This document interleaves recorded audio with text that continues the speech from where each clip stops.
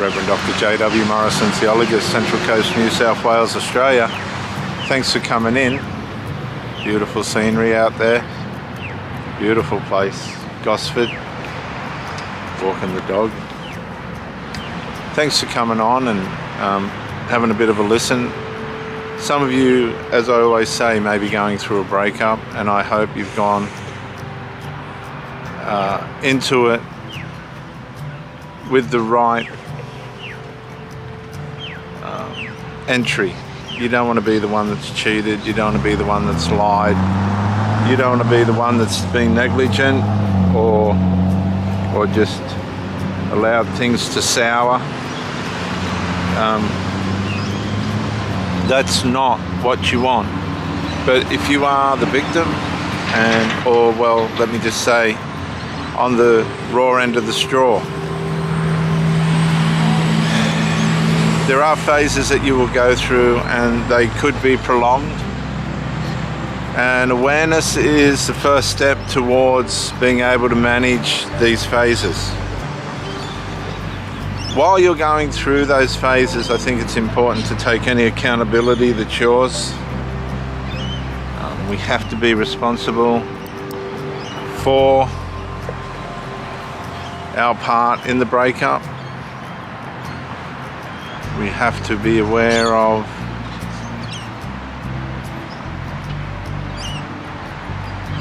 where we could have done better, or possibly where we went wrong, why the person did what they did. But if the person's just fallen into their sinful nature, then that's completely out of your control. Hey, sit please. Sit. Good boy.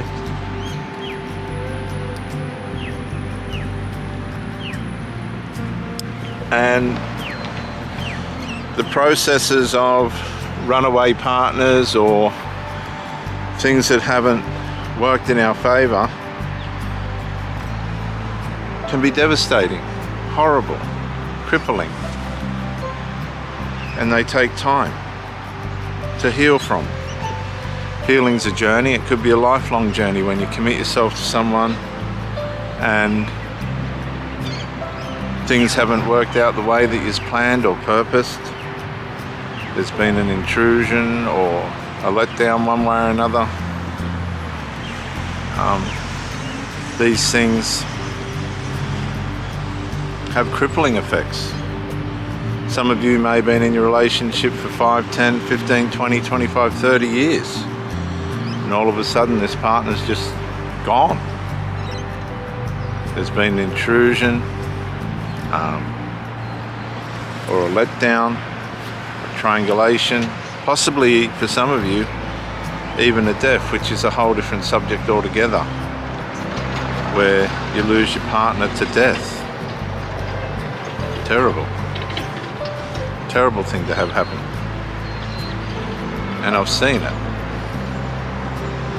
Some people never have another relationship after that. It's too much. I'm at a point where I really couldn't care less if I have a relationship or not anymore. I've just seen too many things that violate and intrude and ruin your effort. It's disgraceful. Particularly at my age, 57. I'm not going to put effort into people that are dysfunctional, completely and utterly dysfunctional. And at my age, I just don't know what to do. You know, Hank, this way please. Up, up. Good boy. Up, up. Hey.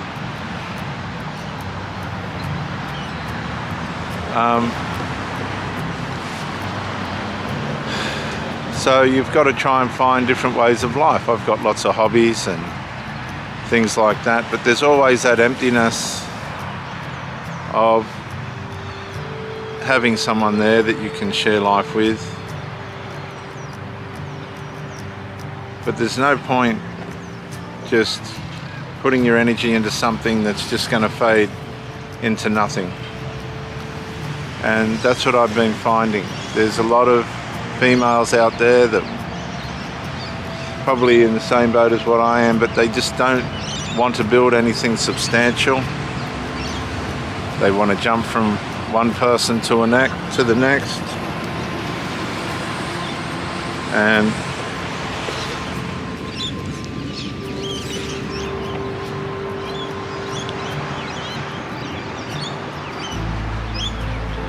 get out of it. Come on. Hey, no.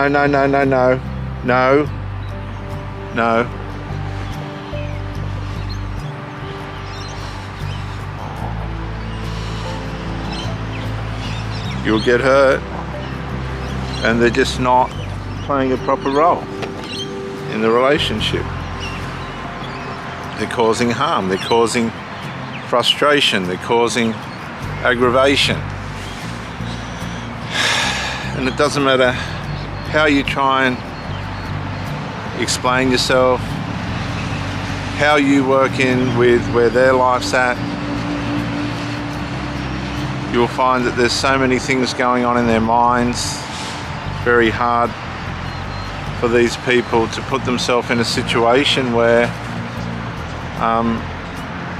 they're going to give you stability.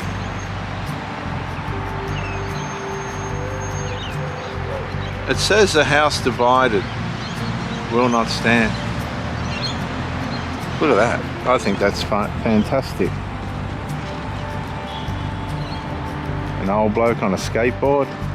How good's that? House divided will not stand. A relationship divided will not stand. If you've got different interests and you're giving your energy to someone and they're wasting it somewhere else, well, you have to make decisions. You have to make serious decisions. If you're content with that and you've come to agreements and things, if that person's just taking away from you, no. You know, you're going for walks together, and all this sort of thing, and those activities start to fade, then you know you're possibly with someone with different interests to what you have, and that's fine, but it's not going to be working for you.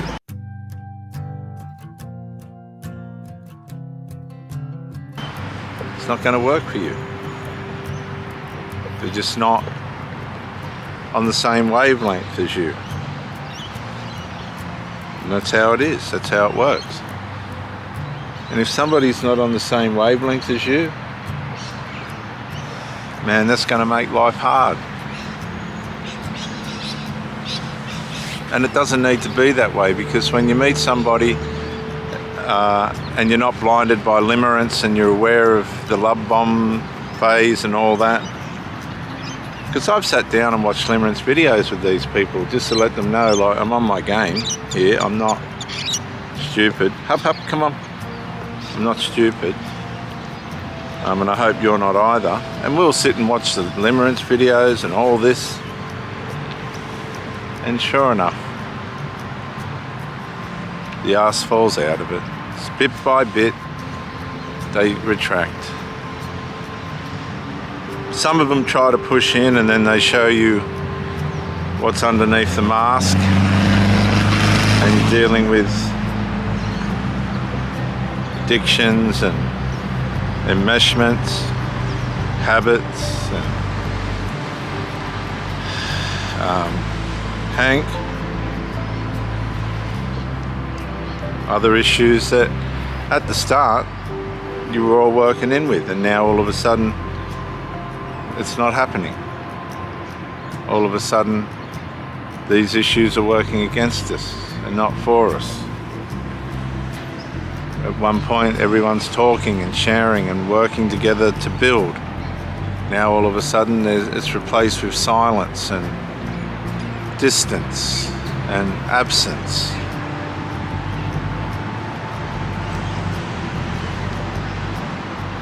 Everyone has different ways in which they go about their relationship.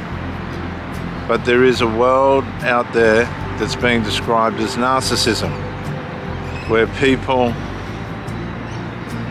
Hank, I will smack you. Thank you. I will smack you.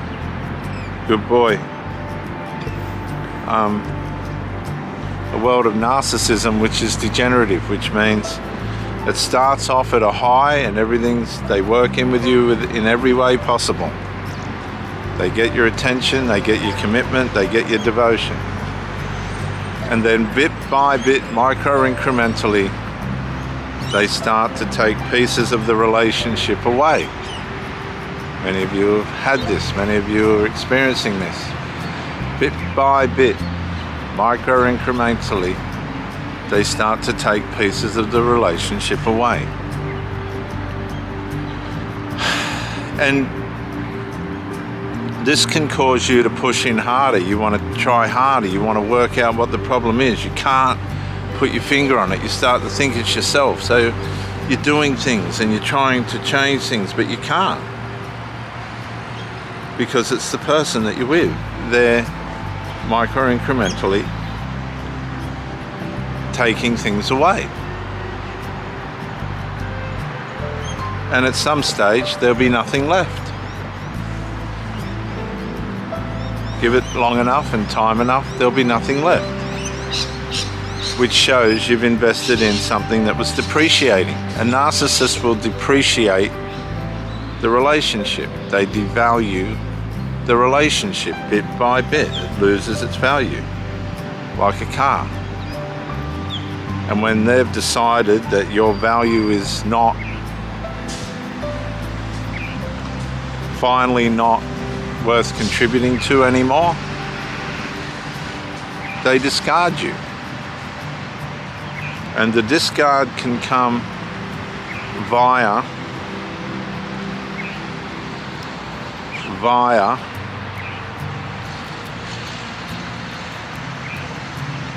going against you in such a way as you ask them to go. I've seen this a couple of times. And these people are clever. They're really clever and they're really cunning. They know when they've had enough. They know what to do when they've had enough. They accelerate things in the opposite direction to work against the relationship, just enough for you to notice. You start to suffer from post-traumatic stress disorder because you've tried so hard to make things work and they were never going to work. You've been trying to work in with all these people's dysfunctions and troubles and things like this to get it to work. Hank,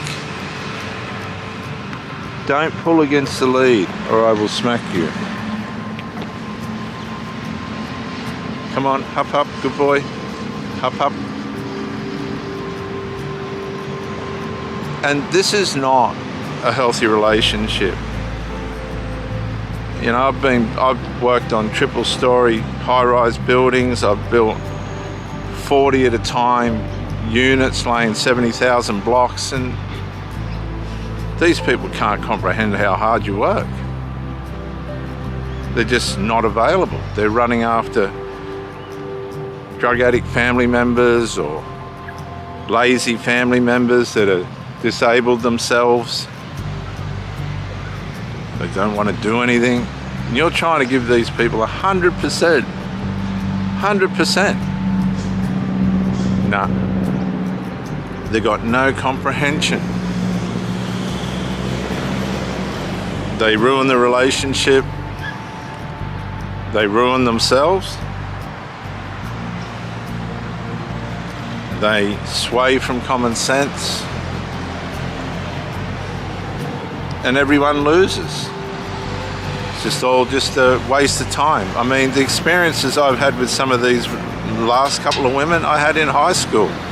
I don't need to have those experiences again. I need a deeper, more thorough experience. I don't need high school experiences at the age of, stop it, 50 or 60. Could you smack that face, viewers?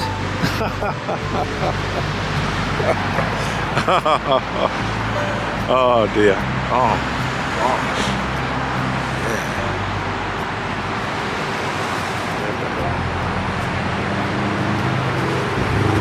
And so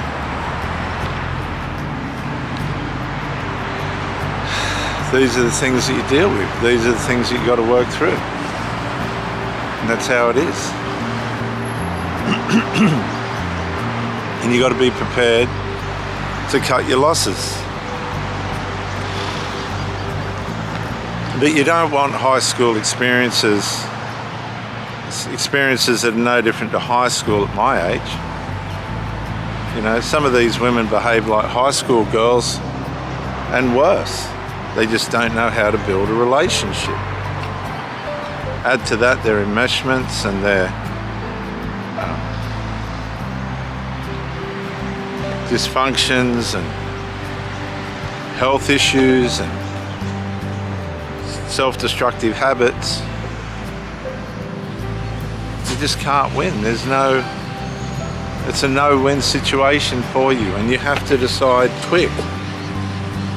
You have to decide quick what's going to happen. And it's hard.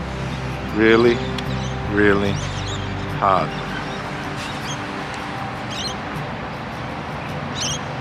If you attach to somebody and the next thing you know, the arse is falling out of everything.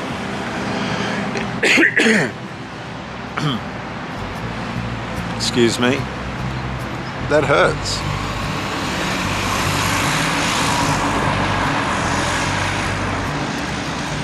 But it's not uncommon now. It's just how it is now. People just... It's actually it's quite scary, really, to be honest, how negligent it is now in the relationship sector. The dysfunction, the unresolved, the addictions, the negligence, the addictions, no.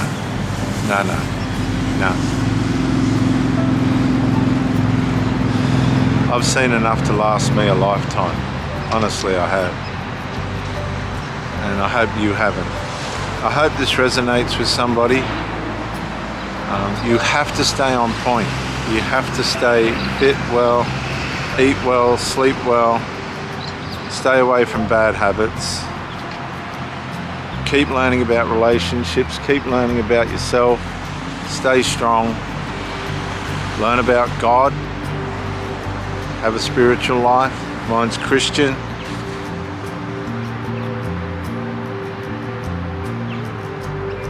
But there's no promises anymore.